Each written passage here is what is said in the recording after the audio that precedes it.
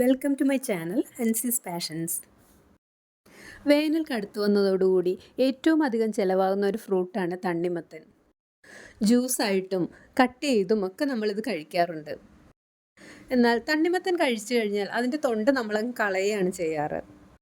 ഈ തണ്ണിമത്തൻ്റെ തൊണ്ട് അത്ര നിസ്സാരക്കാരനൊന്നും അല്ല കേട്ടോ. ഇതിൽ ധാരാളം വൈറ്റമിൻസും ആൻറ്റി ഓക്സിഡൻസും അതുപോലെ പൊട്ടാസ്യം, സിങ്ക് എന്നിവയൊക്കെ അടങ്ങിയിട്ടുണ്ട്. അതുപോലെ തന്നെ ധാരാളം ഫൈബറും ഇതിലടങ്ങിയിട്ടുണ്ട്. കൂടാതെ ജീവിതശൈലി രോഗങ്ങളെയൊക്കെ നിയന്ത്രിക്കാനും കിഡ്നി സ്റ്റോണിനെ പ്രതിരോധിക്കാനുമുള്ള ശേഷി ഇതിനുണ്ടെന്നാണ് പറയപ്പെടുന്നത്. അതുകൊണ്ട് തന്നെ ഇന്നത്തെ റെസിപ്പി ഈ തണ്ണിമത്തൻ്റെ തൊണ്ട് ഉപയോഗിച്ചിട്ടുള്ളതാണ്. ഈ ഫോട്ടോയിൽ കാണുന്ന ഇനത്തിലുള്ള തണ്ണിമത്തൻ്റെ തൊണ്ടാണ് ഞാനിവിടെ റെസിപ്പിക്ക് വേണ്ടി ഉപയോഗിച്ചിരിക്കുന്നത്. ഹൈബ്രിഡ് ഇനത്തിൽപ്പെട്ട ഡാർക്ക് പച്ച കളറിലുള്ള തണ്ണിമത്തൻ്റെ തൊണ്ടിന് കുറച്ചുകൂടെ മത്തുചുവ കൂടുതൽ തോന്നുന്നതുകൊണ്ട് ഞാനത് ഇതുവരെ ഉപയോഗിച്ചിട്ടില്ല. അപ്പോൾ ഇന്നത്തെ നമ്മുടെ റെസിപ്പി തണ്ണിമത്തൻ്റെ തൊണ്ട് കൊണ്ടുള്ള അച്ചാറും തോരനുമാണ്. ആദ്യം തണ്ണിമത്തൻ തൊണ്ട് കൊണ്ടുള്ള അച്ചാർ തയ്യാറാക്കാം. ഒരു പാൻ സ്റ്റൗവിൽ വെച്ച് ചൂടായി വരുമ്പോൾ അതിലേക്ക് 1/4 കപ്പ് നല്ലെണ്ണ ഒഴിക്കാം. ചൂടായ എണ്ണയിലേക്ക് 1/2 ടീസ്പൂൺ കടുക് ചേർക്കാം. കടുക് പൊട്ടിയ ശേഷം 2 തണ്ട് കറിവേപ്പില ചേർക്കാം. ഇനി ഇതിലേക്ക് 2 ടേബിൾ സ്പൂൺ ചോപ്പ് ചെയ്ത ഇഞ്ചിയും 3 ടേബിൾ സ്പൂൺ വെളുത്തുള്ളിയും കൂടി ചേർക്കാം. എല്ലാം കൂടെ നന്നായി ഒന്ന് വഴറ്റിയെടുക്കാം.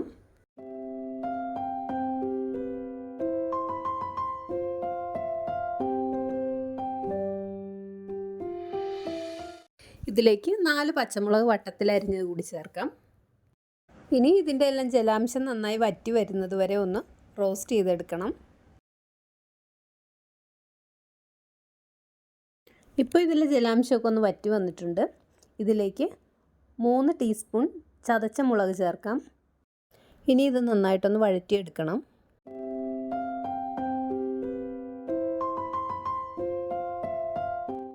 മുളകൊന്ന് റോസ്റ്റായി വരുമ്പോൾ ഇതിലേക്ക് 1/2 ടീസ്പൂൺ മഞ്ഞൾപ്പൊടി ചേർക്കാം. ചതച്ച മുളകിന് പകരം നിങ്ങൾക്ക് വേണമെങ്കിൽ മുളക് പൊടി ചേർക്കാവുന്നതാണ്. മുളക് പൊടിയാണ് ചേർക്കുന്നതെങ്കിൽ മഞ്ഞൾപ്പൊടിയും മുളക് പൊടിയും കൂടി ഒരുമിച്ച് ചേർത്താൽ മതിയാവും. ഇതിലേക്ക് ഞാനിപ്പോൾ 2 ടീസ്പൂൺ വറുത്ത കടുക് പരിപ്പ് കൂടി ചേർത്ത് കൊടുത്തിട്ടുണ്ട്. എല്ലാം കൂടി നന്നായി ഒന്ന് റോസ്റ്റ് ചെയ്തെടുക്കാം. ഇനിയാണ് പ്രധാന ചേരുവ ചേർക്കേണ്ടത്. പുറംതൊലി ചെത്തിയ ശേഷം ചെറിയ ക്യൂബ്സ് ആയിട്ട് അരിഞ്ഞെടുത്തിട്ടുള്ള തണ്ണിമത്തൻ്റെ തൊണ്ട് ഇതിലേക്ക് ചേർക്കാം.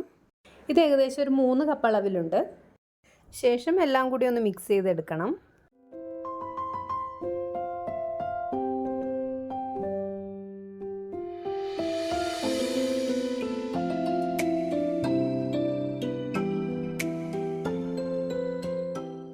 ഇതിലേക്ക് ആവശ്യത്തിനുള്ള ഉപ്പ് കൂടി ചേർക്കാം. അച്ചാറായതുകൊണ്ട് തന്നെ ഒരല്പം ഉപ്പ് മുന്നിട്ട് നിൽക്കണം. ശേഷം നന്നായി മിക്സ് ചെയ്യണം.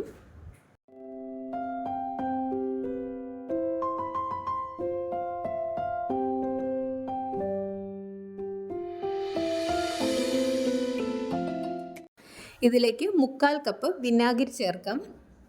1/4 കപ്പ് മുതൽ 1 കപ്പ് വരെ അളവിൽ വിനാഗിരി ചേർക്കാവുന്നതാണ്. ഞാനിതിലേക്ക് ഒട്ടും തന്നെ വെള്ളം ചേർക്കുന്നില്ല. എല്ലാം കൂടി ഒന്ന് മിക്സ് ചെയ്യാം.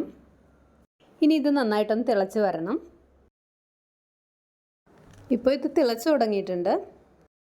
ഇതിലേക്ക് ഒരു 1/4 ടീസ്പൂൺ ഉലുവാപ്പൊടി ചേർക്കാം. കൂടെ തന്നെ 1/2 ടീസ്പൂൺ കായപ്പൊടി കൂടി ചേർക്കാം. നന്നായൊന്ന് മിക്സ് ചെയ്ത ശേഷം ഫ്ലെയിം ഓഫ് ചെയ്യാം. ഞാനിപ്പോൾ ഇതിൻ്റെ ഒരു കരുകരുപ്പ് പോവാത്ത രീതിയിലാണ് വേവിച്ചിട്ടുള്ളത്. നിങ്ങൾക്ക് കൂടുതലായിട്ട് വേവിക്കണമെന്നുണ്ടെങ്കിൽ അങ്ങനെയും വേവിക്കാം. നന്നായി ചൂടാറിയ ശേഷം ഒരു ചില്ലുകുപ്പിയിലോ ഭരണിയിലോ സൂക്ഷിക്കാം. അച്ചാറിട്ട ശേഷം മിനിമം ഒരു 3-4 ദിവസത്തിന് ശേഷം ഉപയോഗിച്ച് തുടങ്ങുന്നതായിരിക്കും നല്ലത്. വളരെ ടേസ്റ്റി ആയിട്ടുള്ള ഒരു അച്ചാറാണിത്. എല്ലാവരും ഒന്ന് ട്രൈ ചെയ്യുക. ശേഷം നിങ്ങളുടെ അഭിപ്രായം ഒന്ന് കമൻറ്റ് ചെയ്യുകയും ചെയ്യുക. അടുത്ത റെസിപ്പി തണ്ണിമത്തൻ്റെ തൊണ്ട് കൊണ്ടുള്ള ഒരു തോരനാണ്. ആദ്യം തന്നെ ഒരു ചട്ടി സ്റ്റൗവിൽ വെച്ച് ചൂടായി വരുമ്പോൾ അതിലേക്ക് 1 ടേബിൾ സ്പൂൺ വെളിച്ചെണ്ണ ഒഴിക്കാം. ചൂടായ എണ്ണയിലേക്ക് 1/2 ടീസ്പൂൺ കടുക്, 2 വറ്റൽമുളക് മുറിച്ചത്, 1 തണ്ട് കറിവേപ്പില എന്നിവ ചേർത്തൊന്ന് മൂപ്പിച്ചെടുക്കാം. ഇതിലേക്ക് പുറംതൊലി ചെത്തിയ ശേഷം ചോപ്പ് ചെയ്തെടുത്ത തണ്ണിമത്തൻ്റെ തൊണ്ട് ചേർക്കാം. ഇത് 1/4 കപ്പ് അളവിലുണ്ട്.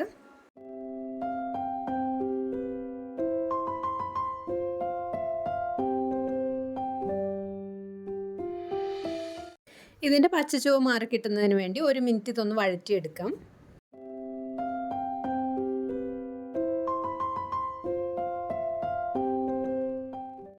ഞാനിവിടെ ഓവർനൈറ്റ് കുതിർത്ത് വെച്ച 1/2 കപ്പ് ചെറുപയർ എടുത്തിട്ടുണ്ട്.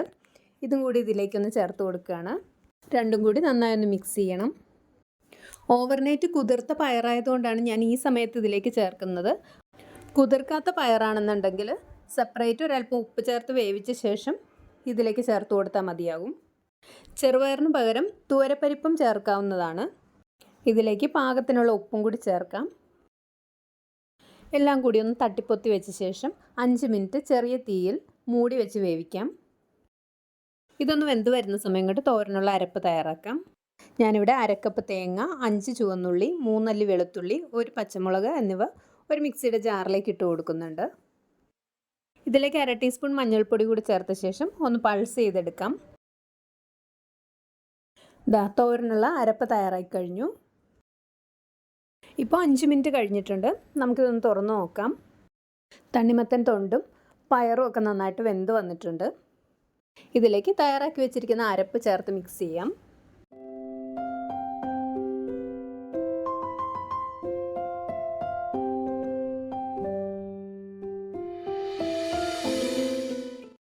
വെജിറ്റബിൾസും അരപ്പും കൂടി നന്നായിട്ടൊന്ന് മിക്സ് ചെയ്തെടുക്കണം. ഇനി എല്ലാം കൂടി ഒന്ന് തട്ടിപ്പൊത്തി വെച്ച ശേഷം 1 മിനിറ്റ് ഒന്ന് മൂടി വെച്ച് ലോ ഫ്ലെയിമിൽ വേവിക്കാം.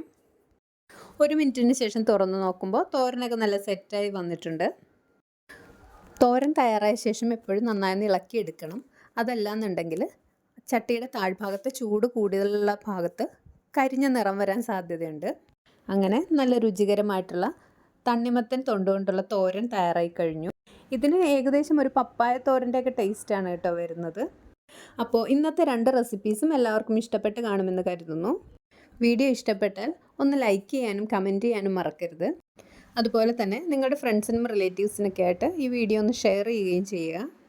അതുപോലെ തന്നെ ചാനൽ സബ്സ്ക്രൈബ് ചെയ്യാതെ കാണുന്നവരുണ്ടെങ്കിൽ ഒന്ന് സബ്സ്ക്രൈബ് ചെയ്ത് സപ്പോർട്ട് ചെയ്യുക. വൈകാതെ തന്നെ നല്ലൊരു വീഡിയോയുമായി വീണ്ടും കാണാം. താങ്ക്